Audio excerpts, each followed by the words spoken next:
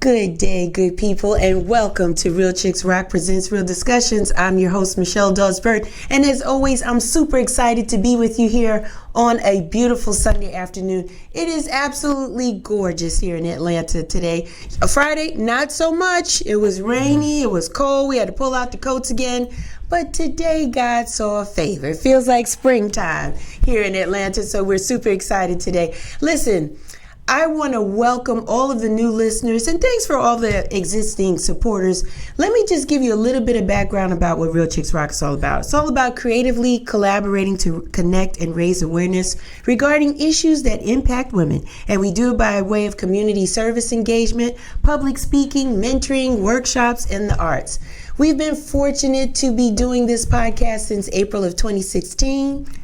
I know I'm gonna pat myself on the back. Yeah, it's been doing. Get it. Yes, thank you so much. We've been doing it for a while, and it's these type of guests that we've had that keeps us going, because we want to empower our listeners. We want to give them an opportunity to tell us what's going on in their neighborhoods, in their communities, in their legislation.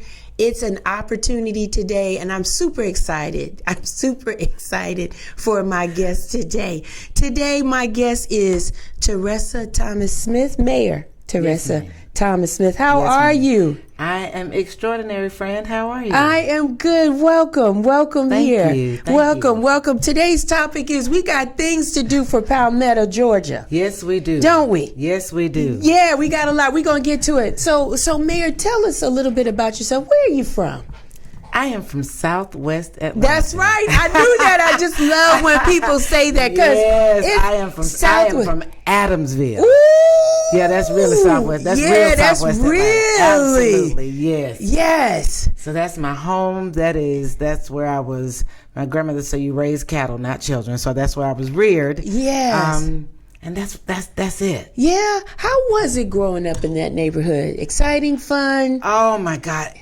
I believe I had the most fun childhood in Adamsville. Really? I went to Lenore Precious Miles Elementary School. Shout out to LP Miles. Yes. It was a place where the teachers loved the children. The children loved the teachers. The principals were great, down to our custodians. You know, Wow. It was a lot of love in the community. It was lots of children. Children played outside back then. So we had lots and lots of friends where we played outside, and we just had that community. And it extended to high school. Yeah. I went to Benjamin Elijah Mays House Scouts. Shout out to Mays High School. I know the most amazing I know a lot of good people that went there. Yes. So it continued into high school. So, just growing up again with a sense of community, that's always been a part of my experience. So I love that, and I'm grateful for this opportunity to bring a sense of community to a community. Yeah. As a young person in Adamsville, did you feel people pouring into you? Did you have a sense of what you wanted to be or do at a young age, Mayor? I don't know that I ever had a sense of what I wanted to be or do, because I have always been kind of a free spirit. Okay, I feel that right now. So there you go. So I never just tied down to one thing, and I have been able to build a beautiful human experience by doing a lot of things, because I always just do things I love. Okay. And when I don't love them anymore, I don't do them anymore. You stop? Yeah, I stopped doing them. Okay. So, but there were always those pillars in the community, the neighbors who loved you, who saw you. The teachers, again, who saw you. Yes. Because there are those that, lump all the children together. Right. And then there's those that see the children that need to be seen. There you go. So, and it's amazing that, one of my favorite teachers actually lives in my community. Until they redrew the line, she actually lived in Palmetto. And I remember in sixth grade, she was our sixth grade teacher. And I just remember she said she lived in Palmetto, and to us that was out of town. Yeah. That was completely out of town. Your brain couldn't wrap around it. Yes. And now to not only live there, but to be the mayor and CEO of that city is mind blowing. Yeah. Just to say that I'm the mayor and CEO is mind blowing. I know it. We're going to get to that part. So Adamsville people, the teachers, the neighborhood, the community. You're just loving Atlanta at this time. Yes. You went to Mays High School. A lot of great people went there. Yes, I think the current mayor of Atlanta went to Mays. Absolutely. Yeah. As a matter of fact, He we grew did. up in the same subdivision in that- Adamsville. you He see what is I'm from talking about? Ridgecrest Forest in Adamsville. You see, I think some Yes, great same people came out of there. subdivision. Mhm. So, absolutely. So with all this going on in Atlanta, how did you end up in Palmetto? How did you get there? You know, I can tell you some stories Okay. about how I believe I got there. Okay. But I believe more than anything, that's about the time I started really hearing the voice that now guides my life. I hear you. Okay. So it was more of a following without knowing what I was following, and a knowing that it was the right thing to do without knowing what that was going to look like or be. Right. So that's the real reason Okay. I'm in Palmetto. Okay. We are, because it wasn't just me. My whole Your whole family. uprooted the whole family. Yeah. We had a daughter at that time that was going to high school. Where was she going? She was coming out of the Atlanta public school system and going to Northgate High School in Coweta County. Well, she didn't like you And at that point. No, it was very challenging. Yes. So, it wasn't just me. It was literally whole family. uprooting the family. So this was a trust mama as she trusts God that I couldn't articulate then, but I knew it was time to go. And at the time, Mayor, that you moved, I don't want to say backwards. Let's just say further south. Yes. Right? Did you feel any objections in the neighborhood? Did you feel that people didn't want you there? Or was it really starting to gel into a community where all were welcomed? So there's two parts to that. All right. We'll take both parts. So Palmetto, the city, which is comprised of two counties. There's Fulton County, and there's a little sliver of Coweta County. Yes. Okay. So Palmetto, the city, yes, very warm, very family city. Yes. Okay. Very family city. I'm going to leave it there. There's Okay. some very family city, very embracing, just real old school. Yes. But then I also live in Coweta County. Okay. Coweta County, not exactly the same. At that time. At that time, Yes. 20 years ago, because this year, literally last week, was our 20th year being in the city. Yes. We moved February the 27th, 2004. Wow. And we have been there now 20 years. So, yes, we made friends in the community. Gotcha. Just meeting people, because I am a friendly person. I talk to everybody. So just meeting people, made friends in the community.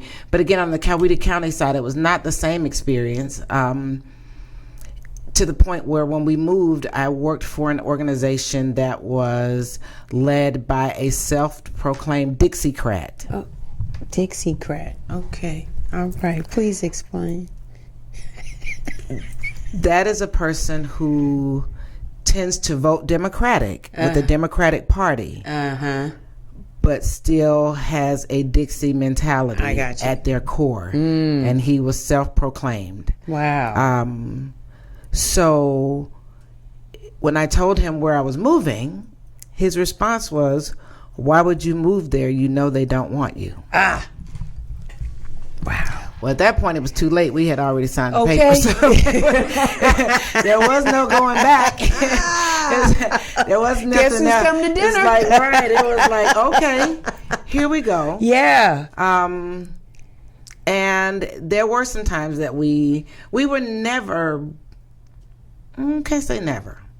There were very few overt overtures. I hear you. Yeah.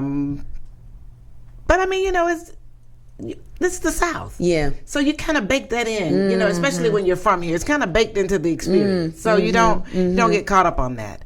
And I was feeling a little bit nervous. Yeah. When we first moved, because I have small children, and there had been, I think, maybe one, if not two, stories within the first year of us living there that there were black men that were found hung from trees that were suicides.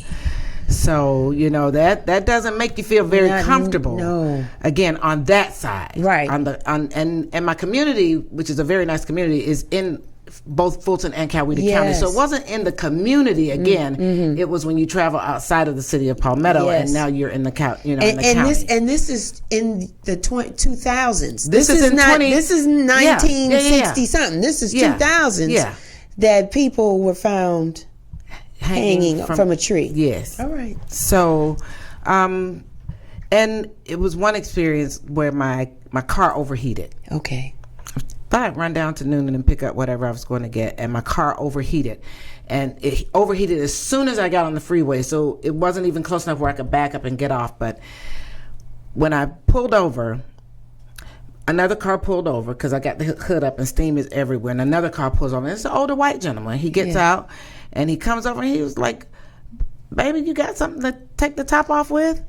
And all I had was a diaper. My son was probably two years old. So I had a diaper in the back of the car. And I can remember this so clearly. And he comes over and he opens it out and steam just comes out. He's like, "Baby, you bone dry." Yeah. And he said, "I just fixed the car, so I don't have anything to put in it." He said, "But we can walk up here and get you something." Okay. Well, at this moment, another little beat up pickup truck pulls over. Right. And two guys get out. Two white guys, tattooed up. Bald heads. Oh God. It is dusk. Yes. So it's starting to get dark. Yes. And they're walking towards me, and I'm like, "Oh God, I'm gonna die." Nobody. I hadn't even called him to tell him where I was. It was just like, I'm gonna die. And the two guys start walking, and then one of them stops. They start talking, and one of them goes back to his truck, and I'm like, "Okay, this is it." Yeah. And he comes back, and he's got 2 jugs with him. All right. And he commences to pour. He asked me to crank my truck, and he commences to pour into my truck. And when I got out to say thank you, he said, "Don't let nobody tell you nothing bad about those Coweta boys." Wow. And I can't say that I had a complete turnaround in my experience, but I had a complete turnaround how I choose to view my experience. I got you. I was no longer going to be on the side of, "Oh my God, it's going to be terrible." Yeah. To say, I'm not going to let anybody tell me anything bad. I'm going to let the experience be what it is. Mm-hmm. And it's been good. And Mayor, because your steps have been ordered. There you go. You had this hedge of protection. But it is these experiences, we believe, that drove you to be the woman that you are today, right? Because Absolutely. You see change. And so I want to talk to you. I want to fast forward just a little bit. Now that you're in Palmetto, and you're in the city of Palmetto, and you're neighborly, and you're meeting people, and you're starting to feel a sense. Is it at that time you decide to run for city council? Oh no! How did that come about? Again, it's one of those things. You just know what you know when you know it. Yeah. We had been there for 15 or so years, but probably about year 8 or 9. Okay. Maybe about year 10. Okay. When I was traveling for work, but I would go to council meetings because I just wanted to see what was happening. I heard that, yeah. Mm-hmm. I had never gone to a council meeting anywhere I ever lived, ever in my life. So again, that's just a knowing to go. Mm-hmm. Mm-hmm. And after a few years of popping in here and there, because again, I traveled quite a bit, so just kind of popping in and out, it was just kind of a... What's happening? I got you. You know what? Yeah. Some of this stuff doesn't make sense. It just it doesn't sound right. Yeah. So then I started asking questions. And the then mayor asked, "Miss Smith, do you hold public office?" And I told him, "Not yet, sir." You said that was that night. That was that night. He said not yet. Little did I know. Right. And in a way, I was just really kind of just being a little smart mouth. Okay. But our words have power. Yeah. And we give them life when we speak them. So I do believe that was probably the moment. Yes. Without even me knowing it's the moment. Yeah. That was probably the moment. That was it. And so were you appointed mayor, or did you have to run for the seat? I actually ran for city council. Yes. I I wasn't sure. Again, I kept, I have these conversations with God. Of course you do. Of course you do. What we doing? Are you serious? You know this Teresa from Adamsville, right? Right. Not the other Teresa. I'm sure it's another one somewhere. But you know this me, right, God? You know. Yeah. You know this me. Yeah, he knows exactly. And I talked to my husband, and then he was like, babe. Yeah. What you doing? Yeah. What's going on? I'm like, babe, I don't know. I got to do it. He's like, I don't know if we want to do this. Right. Because it's we. It's a we. It's a we. And, so I told him I was traveling, actually, and I filled out the papers for both the mayor and for city council. Oh. And I had my checks ready for both. And I just waited, and I called to make sure that my husband could do it for me, and they were like, sure you can. And I called him on the day, and I said, do it for the city council. Okay. Because I needed to know more than what I knew. I knew what I knew from this side of the dais. Yeah. Now I need to know what I know from the other side. And most mayors are city council people usually before they're in there. Not necessarily. Not necessarily. Mm-hmm. But it helps though. It could. It could help. Okay. It could. Not that it doesn't. I mean, it's that's not a real qualifier. It's not, and it's not a real qualifier. Mm-hmm. But that was again just me following my ordained steps. Yeah. Come on now. Come on. So making sure that I heard correctly. Yes. Went for the city council. There were 7 names on the ballot. Wow. It's a big ballot. That's a big, because small town, Palmetto is one of the few cities that manages its own elections. Really? The county does not manage the elections. Fulton County doesn't touch it? Fulton County has nothing to do with our elections. Really. Not on So minimizes corruption. Well, I said it, Mayor. You didn't have to say it. So minimizes. Helps to minimize that part. So there were 3 people running for mayor. 3 men, 2 black men. I think they were the first 2 black men to run for mayor. And don't quote me on that, but I think they were. Okay. And they ran against the incumbent mayor, who had been mayor since 1986, with the exception of 4 years. Wow. One person serving as the mayor for a very long time. Long time. So now you've got a town that is a city that is predominantly black, splitting the black vote between 2 men. Wow. So the incumbent mayor won again by 19 votes. There were 7 people on the ballot for city council. We vote for the top 3, the top 3 vote getters.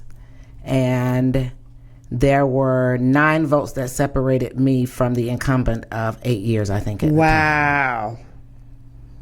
As a newcomer, as a non-native of the city, so it was big. It was huge. It was big. That was change right there. It was change. Well, I came in campaigning. I come from organized labor. I was going to ask you, did you campaign? Oh, I campaigned. I love to campaign. Boots to the ground. Boots on the ground. We knock doors. Yeah, hand out flyers. We do all of that. Yeah. So we did that my first, we had literally standing on the corner with our signs. Yeah. We knocked on, it was a full campaign. It was. But it was a small campaign. I didn't step outside of what I was comfortable doing. And Mayor, let me ask you, what was one of the things you wanted to see implemented or change? One of the changes you wanted to see as a city council person? Transparency. Just transparency. And communication. Even on the council, I didn't know as much as I thought I should know as a council member. We would go to meetings and people would talk about things, and other people from Palmetto are sitting there looking like deer in the headlights because we had no clue what they were talking about. Wow. Because our mayor hadn't shared it with us. He was there for a very long time. And the council often were people who were really dedicated to him and believed in him or something. I don't know. I can't speak to why they were there. But yeah, it was time to do something different, to get something different. And it still is. It still is. And it always is. When you get too comfortable in any space, And the city had gotten very comfortable with him there. Not necessarily liking it. Right. But comfortable. Yeah, just used to it. Just used to it. So, but I was there for the people from the day I got there. Okay. And they knew it. I went out and, again, knocked on doors to meet people, because I don't just want you to see my signs that were beautiful. I want you, they were purple and green. Purple and green is beautiful as a color combination. But you were talking and meeting the people. Yeah, your constituents. Just greeting. But that's who I am. Yeah, it wasn't me being the candidate. It was a Teresa that just happened to be a candidate. Just being a human being, being a kind human to other humans. How was the economy back then when you were city council? Were jobs available in Palmetto, or even realistically, were people able to buy homes and home ownership was the thing then, or what? So I was elected in November 2019. What happened just a few months later? COVID, the pandemic. Oh, man. So my serving was kicked virtual. into high gear. Yeah. No, it wasn't virtual. No? I was out in the community. Wow. We were getting supplies. We were, I had a nice little team of people. Shout out to all of you. I love you. Everybody that donated and made sure that we were able to do things in Palmetto. Yeah. We had everything. We served breakfast and lunch every day for 18 months through the pandemic. Wow. Literally drive up, hot meals prepared already. If you came up and said, I'm feeding 20 people, I need 20 lunches. If you feeding 3 people, we fed everybody. Everybody for 18 months. It didn't matter if you were a child or an adult. For 18 months, we made sure that people had food boxes. We partnered with organizations and churches, and people were constantly reaching out, because I've always been this Teresa. Yes. So all of the relationships I have are transformative, we're real relationships, gotcha. Not anything transactional where we're just, you call me, hey, I need this, and you come bring it to me. Yeah. This was where people were reaching out to me and saying, hey, friend, I saw that you're the city councilwoman now. How can my company donate some food boxes to your city to make sure that you have people with food in their homes? That went on for the entire pandemic. We couldn't go anywhere, so people were sheltered in their homes, but we did something called Art on the Lot, where we just said, bring the kids to the recreation center. We put tables out on the lot. We planted seeds. We did coloring. Did things on the parking lot so we could be outside versus being inside. But I was still trying to bring the community together. Going to check on the senior citizens. Do you need anything? So people got to know me during a pandemic. I wasn't sitting in my home, You didn't have time to be scared. No. You were serving. No. You elected me. That's what I'm supposed to do. I didn't know what else to do. I thought that's what they elected me for. I thought that's what they elected all of us for. There's 7 people that sit there's a mayor and 6 council members. There's 7 of us. So my mind says that's what we were supposed to be doing. But even when we served lunch, it was drive up. So we'd have a line around the building, but I loved doing it. So every week, at the beginning of the week, I would go and buy fresh flowers and make sure flowers were on the table. I would stage the lunches so when you saw them, they were beautifully sitting on the table. We had people that worked with us that enjoyed taking them to the car and having conversation with their neighbors. So it was bringing community back together again to that community that I grew up with. Where neighbors knew each other. And they loved each other and they took care of each other. All of my parents knew all of the people in our community. It's a power in serving. It is. I love it. It keeps you humble too. And connected. Yeah. It's the connected part that your that face I do. Is lighting up.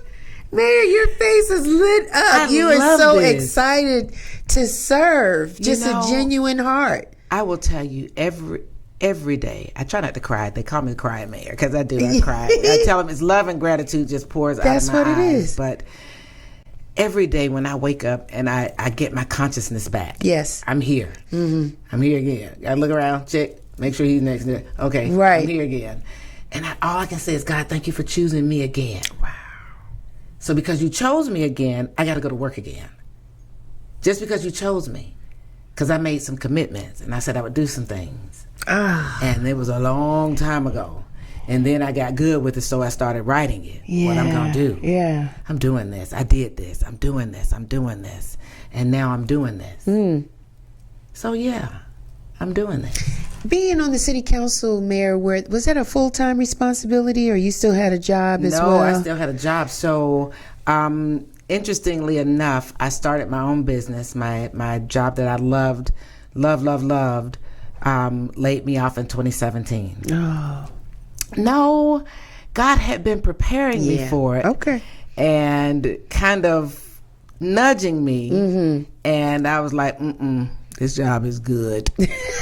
Nope, not going to leave. It is really, really, really good. Did you hear the nope? Nope. I had the best of all worlds. I had a job that allowed me to travel. Yeah. It gave me the ability to see the world. Yeah. It gave me the ability to connect with people from all over and fine-tune my coaching and my leadership skills. It gave me all the, my husband could travel with me. We sometimes could take the grandkids. I mean, it was you was having a ball. And they paid me really well. Oh, so I was right, like, no, that part. I'm not leaving. But in 2016, they started talking about it. I had been on a 3-month assignment, and I kept saying, this ain't what I signed up for. Not to be gone for 3 months at a time. Yeah, it's a long time. Yeah, I can't do that. Come home for 2 weekends and 3 months. That's not what I signed up for. I don't want to do this. And I kept saying, I don't know what I would be doing next, but I don't want to do this anymore. I didn't know it was going to mean I had to give up my whole job. I thought it just meant that position. Part of it, that position. Yeah, that position. But no, God took that job, and I started my own business. Okay. Coaching, doing leadership development. I did, pretty good. That's good. But due to my own,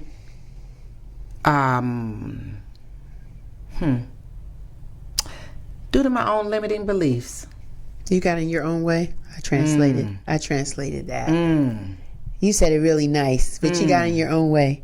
And wouldn't put myself out there. Yeah, we most of us don't. But even though people all over the place Be asking me, "Where's your show? Yeah, where's your this? Where can we see you? When are you doing a retreat?" And I'm just like, "No, I'm gonna do it." But that other little voice in my head, that little imposter syndrome that still sometimes shows up, was like, don't do that. So again, it was all OJT for this. Everything in this experience that I have had from childhood as I can remember to today. Yeah. Every element of it can be used in this part of my experience right now. So I'm here for it. I'm here for it. So, serving on the council was just Teresa. Now just is Teresa the council member, not Councilwoman Teresa. Yeah. You know what I mean? Teresa just happens to be a councilwoman. Even now as the mayor, I never really lead, unless I'm in a political space, that I'm the mayor. Yeah. Most people don't know it till somewhere deep down into the conversation because you've gotten to know me, the person, first. Because if I tell you I'm anything other than just Teresa, then you're going to put me in a box. Yeah. And you're going to treat me a certain way. But if I just show up, and I just show up as me, then I get to be me a lot. And then you get to, now I'm Teresa. Right. That just happens to be the mayor. Now that you were a councilwoman for 4 years and now that you're a mayor, have you seen changes? And it's probably an unfair question because you just said it. You got appointed, you became a member, and then COVID happened. And so now we're starting to get outside. Now we're outside.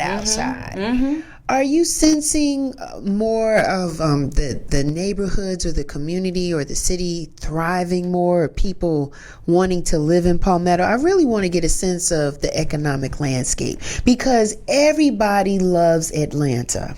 Yes. I'm not from Atlanta. I'm from New York. But I've been here since 89. Okay. So I've seen the swelling of it, right? Yes. And I remember when you could buy a home, because my first home was in Noonan. And I remember you could get a home for $110. When I talk like this to my son who's 16, he can't believe it because he sees signs for $500,000, 400,000 and up. 8, 9 in the city, 1.1. Yes. So he can't put his head around the fact that somebody working a job, if you had a W-2, could get a little starter home. That's right. Right? 110. They used to be in the 90s. 95, 97.5. Then you get 3% down, first time home buyer assistance. Right? Then you had a little piece of land to go with. A little piece of land, a little yard to cut. So you run to Home Depot, get a little lawnmower, you hand push. So now people with jobs, even making 6 figures, Mayor, can't afford a home. So is Palmetto starting to, are you seeing people coming and buying up land and building homes down there since Atlanta's getting tight? So again, we had the same mayor for a long time. All right, I'm going to look this way. Let's start with that part.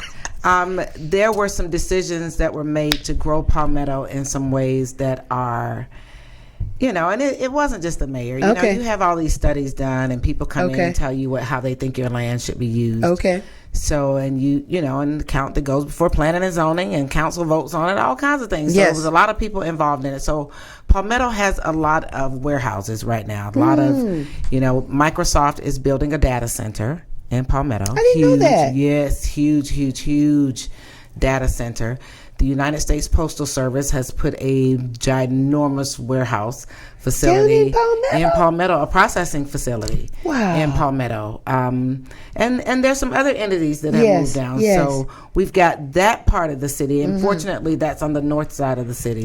So it's all kind of contained in that general area. And then you've got the heart of the city. So there are townhomes that are being built. There's some beautiful homes, but I think that subdivision may be sold out now. But Palmetto has an issue with water and sewer, so where our development is at a place where it's not going to be able to grow as much as we would like it to grow right now. We've got some infrastructure issues we need to deal with, and again, that's one of those things that wasn't shared, hasn't really been shared with the community. So now I've inherited it, and now we're looking for ways to improve upon our existing system, which is almost 100 years old. Palmetto has a water system that can treat our water, but as we grow, that system doesn't have the capacity to handle too much more development. So we've got to be very, very, very smart with our development. And houses are things that are coming. Like I said, they're building lots of townhouses, but we're kind of having to slow our growth because of that. Now, can we take care of what we have existing? Yes. So we are looking for the businesses that have been closed down for years and years, because we do have a downtown that has been dead, isolated. Closed down. Ghost town for years. Years and years. So now we're looking to bring businesses back into downtown, welcoming those businesses into the community, so that we're not just traveling outside to get everything we need. You should be able to get it in your own recreation, everything. Bringing those things back into the city. For the families that are moving into these townhomes. Is it a conversation, Mayor, perhaps with the governor of Georgia to help with the infrastructure, with the water and sewer problem? Is it with the Corps of Engineers, like people like that can help, ideally see it holistically and can help understand where and how to improve? Is it those type of conversations we need to have? I believe those conversations could add value. Palmetto, 22 years ago, Palmetto, Fairburn, and Union City entered into a water authority. Those 3 cities. In 22 years, the authority has not produced any water for those 3 cities.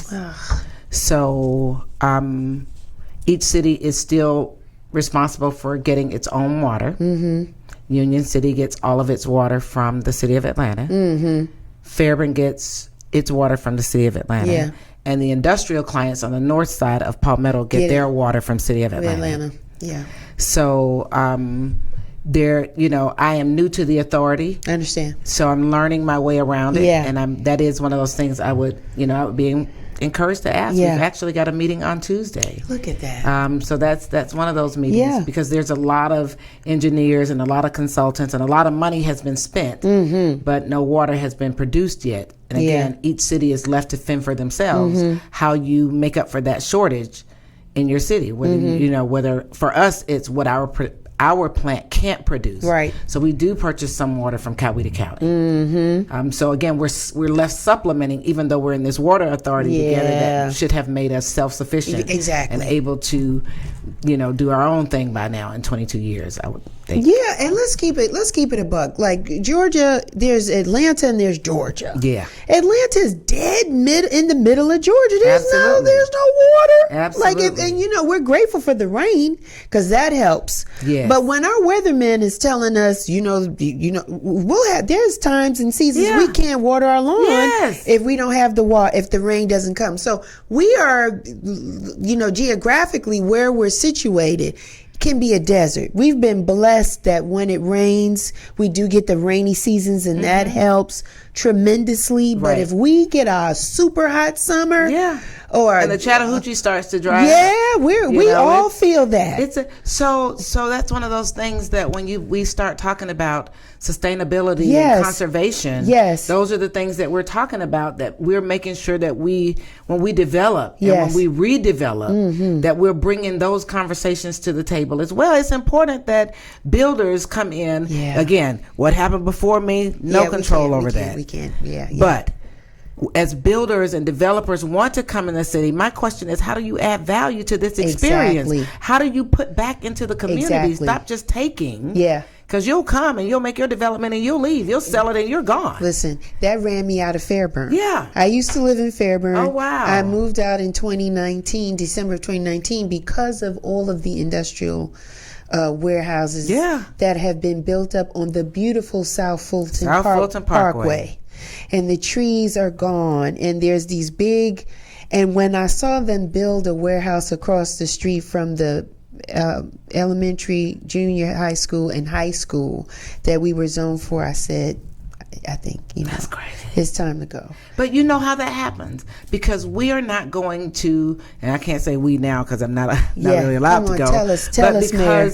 the citizens are not engaged enough to go to these planning and zoning committee meetings and say, I don't want this in my community. I know. And the thing is, Mayor, when we find out about it, it had already been on the table years ago. That's usually how it happens. And what I noticed, Mayor, I'm driving and I see a little zoning sign. I can't see that when I'm driving. When you're driving, exactly. What is that? And they put it out maybe a day or two before the meeting's actually happening. It's more than a day or two, but again, it's very strategic. How it's placed. And again, I'm saying this as a mayor, but as a council member, as a city, as a resident, I took issue with that. Why can't we put a bigger sign? There are some cities that have much bigger signs. They can put it on a banner. We can make it, because sometimes they don't want the people to come out and say anything. They don't want us to come. Right. But as a citizen, as a constituent, what should we do? Are these type of zoning meetings on a calendar typically for the city for us to even ask and inquire, or we have to trust these little posters that are going to be outside to tell us? So, as the new mayor of the city of Palmetto, come on, Mayor, tell them. I have asked our city clerk that every public meeting be put on our calendar as soon as we know that meeting is happening. Thank you. Because again, I was not always on this side of the desk. Right. I wasn't always in this seat, and I'm sitting on the other side, and I too am frustrated. But then I couldn't be mad at anybody but me for not going to the meetings. Again, that's kind of helped steer me to know that city council was where I could put some of this energy that I had for this city that I have grown to love so dearly, that we would stop putting, because we talk about warehouses. But what comes with warehouses? Big trucks. Big trucks. Big trucks. And they will tear up your roads. They tear up your roads. And these are state highways mostly. Yes. These are state highways. So it's not like you really have any jurisdiction over how they get fixed and repaired and all these different things and how they get structured. And the city has no real jurisdiction over that. These are state highways. So we're at their mercy. Yeah. And now you're talking about air quality. To me, that's an air quality issue now. And for me as a motorist, just safety. Because half the time, and this is no dig to drivers, they can't see. No, and they even can't. last night, just coming in from something, the visibility can hit really poorly with the weather and rain. And they're driving these big 18-wheel rigs, and it's 2 roads, it's 2 lanes on South Fulton Parkway, and you can't see. And it's safety, and it is the air, and it's gas, and it's the roads, and it's a lot. And I don't necessarily want to live with that in my neighborhood, not my backyard. You know what? That's a real thing called NIMBY. Not in my backyard. That's almost a political term. It's called NIMBY. Not in my backyard. Not in my backyard. So that's a real thing. But now the question becomes, it's here. What do we do? I know. It's here. Again, these are things that happened before. Yeah, we get and aware. We've still got zoned for, people that is zoned for warehousing. That land is sold. Yeah. So at any given point, they can still come and add more warehouses to our city. But why South Fulton Parkway when you had Fulton Industrial? Perfectly named for such a type of environment. It's almost dormant. Because somebody bought the story. Oh, okay. All right. Somebody drank the Kool-Aid. I don't know. Yeah. And I have to say that in all fairness and in all transparency, the city budgets are generated off of revenue. And that's your most important document outside of your city charter is your budget. Here are the things we want, and here's the way we're going to pay for it. Okay. If you don't do something, then that leaves the citizens having to pay for it, and that's how you get really high taxes. Okay. So in all fairness, something had to be done. So I can't say that, while I can't say that I agree with 18 warehouses or however many, I think we're supposed to end up with like 20 warehouses in 11.8 square miles. My mouth's open. I don't know that I would have made the same decisions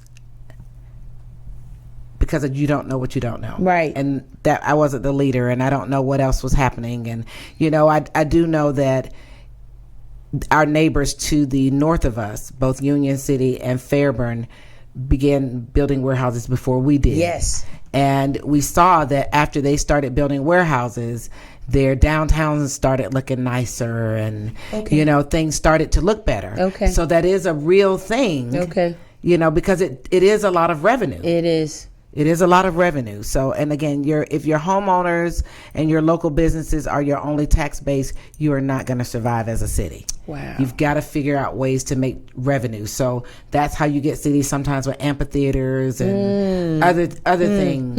Like that Trilith thing going on in Fayetteville down there. Come on. I love it. I love Trilith. Yeah. I love it. So, and that's how you get that. But it depends on, again, who's in your leadership, Right.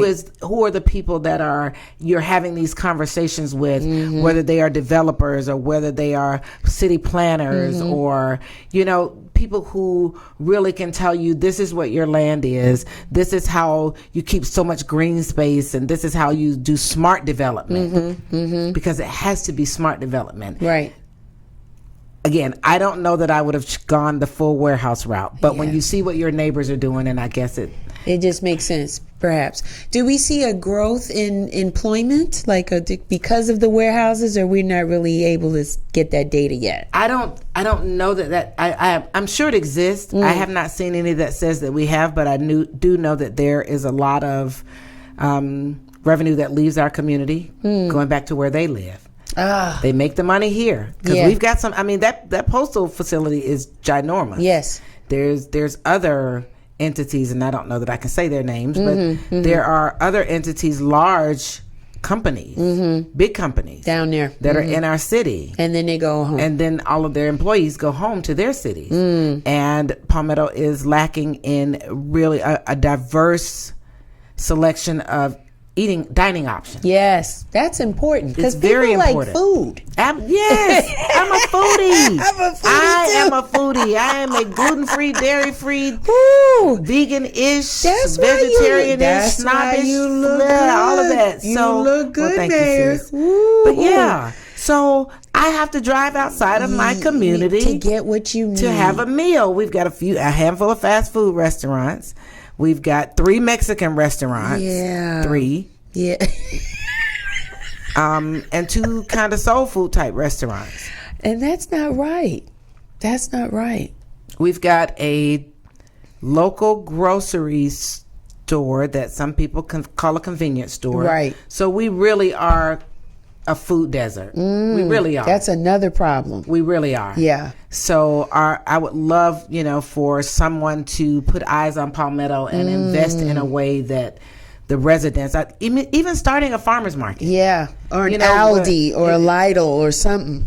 Again, we've got to fix our water issue first. Understood. That's a real thing. That's a thing, yeah. That's a real thing. Because every employee needs to wash their hands. There is definitely that. And we want you to brush your teeth. And Yes, wash you your got to face. wash your hands Yeah. before you come out of the All restrooms of and that. things and all of that. So All of that. it's important. Yeah. So and again, that is sometimes the elephant in the room that people don't know is there. Yeah. I don't mind sharing it because at some point somebody is going to hear that and they're going to have the exact solution that Palmetto That's needs. what I'm thinking. So I keep putting it out there. That's There's what a I'm thinking. lot of very smart, innovative people that are thinking of ways to make our natural resources that aren't so resourceful. Yeah. If they're dwindling. Yeah. And this heat, like you said, this global warming and all of these things, it is making a difference. And if we are not careful, because we need water for food too. Yes. We need water. Yeah. So we got to start having. So again, I'm just putting these conversations out there so that again the right person hears them and finds the solution, because we are solution oriented. We're not focusing on the problems. We are heading straight ahead to all the solutions and the opportunities. You got to be in the room in order to know if somebody's there that can help you. So Yeah. Palmetto has not been in a lot of rooms, but You're getting there. we're in the room. You're getting there. How has City Hall been? I mean, you've been mayor now. What? This is the first quarter. What's your first We are quarter? 2 months in. 2 months in. Yes. Are you starting to make changes within City Hall or seeing some changes? What is your goal for that? So, City Hall, again, same mayor, long time. Particular particular type of personality. Yes. And a lot of what I and I think a lot of the citizens view to be unhappy employees. Okay. And I am this Teresa all the time. I am always happy. I just am. Yeah. I've been on the other side. This side is a lot better, so I choose to stay here. But people, so when I had never been in the mayor's office until I became the mayor. Okay. In the 4 years I was council, I was never invited into the mayor's office and never went in. So January 1st was my swearing in, and that was the very first day I went into the mayor's office. I started work the very next day, January 2nd, and got really sick, really sick. Well, come to find there's mold all throughout the administrative offices, my office and the city administrator's office. Just mold like you wouldn't believe. It's the craziest thing I've ever seen. And so we couldn't work in there. Yeah. So we ended up having to move our council meetings out of our council chambers to the community center, which has been a great thing because we now have enough room for anybody who wants to attend. Lots and lots of people can come now versus a little bit. And we moved our city administrator, who I brought in the first city administrator in many years. City hadn't had one. Long story, long crazy story. But brought in a city administrator. So he moved into the council chambers, and I moved into the conference room, which has a glass wall that is just off the lobby. Nice. So again, just very ordained. That I now am visible. Yeah, that's that transparency part you talked about. So when people come into City Hall to pay their bill, They see you. They see me The sitting mayor's there. in the office. The mayor's in the office, and she She is accessible. She talks to everybody that comes in. If they want to talk, I talk. They stop in. I'm sorry, Mayor. I don't mean to disturb you. No, let's do this. I'm here. So, I go to the elementary school. I go to the middle school. I've been to the high school. I'm here. Yeah. What are we doing? I believe in partnerships. I tell people there is so much more to have, do, and be in collaboration over competition. So how do we come together, and what are we doing? We got babies to raise, and I'm a doula. So, I'm all in the mix. Ooh. So I'm loving all of this. I didn't have that down. I had coach, keynote speaker, MC, radio personality, podcast host. I didn't know nothing about the doula. I am a certified holistic birth and postpartum doula. Yeah. You do it all. Yes. I told you I do what I love. You do what you love. What does it feel like, Mayor, to be the first? I think there's a part of me that